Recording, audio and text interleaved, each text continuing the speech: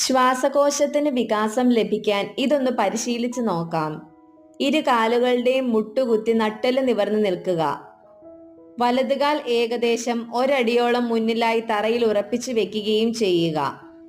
സാവധാനം ശ്വാസം ഉള്ളിലേക്ക് എടുത്തുകൊണ്ട് ഇരു കൈകളും നേരെ മുകളിലേക്ക് ഉയർത്തിക്കൊണ്ടുവരികയും ശ്വാസം വിട്ടുകൊണ്ട് കൈകളും ശരീരവും പുറകോട്ട് കഴിയുന്നത്ര വളയ്ക്കുകയും ചെയ്യുക.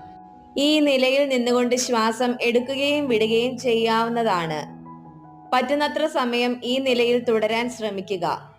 ബുദ്ധിമുട്ട് തോന്നുമ്പോൾ ശ്വാസം ഉള്ളിലേക്ക് എടുത്തുകൊണ്ട് ഇരു കൈകളും ശരീരവും നേരെ കൊണ്ടുവരികയും ശ്വാസം വിട്ടുകൊണ്ട് കൈകൾ താഴ്ത്തി വെച്ച് വിശ്രമിക്കുകയും ചെയ്യുക.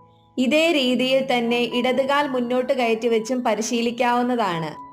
ഇത് ചെയ്യുന്നതിലൂടെ ശ്വാസകോശത്തിന് നല്ല രീതിയിൽ വികാസം ലഭിക്കുന്നത് കൊണ്ട് തന്നെ ശരീരത്തിലേക്ക് കൂടുതലായി പ്രാണവായുവിനെ ഉൾക്കൊള്ളാൻ സഹായിക്കുന്നു.